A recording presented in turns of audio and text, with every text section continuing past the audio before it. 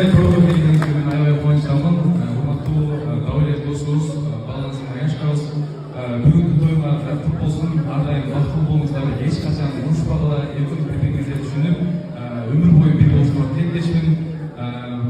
Мен просто азыр ойлойм да, ушинтип өмүрдөгү негизи кызык го дейм.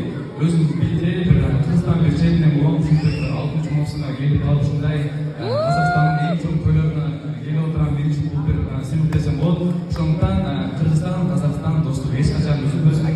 Баарыңыздарга чоң рахмат.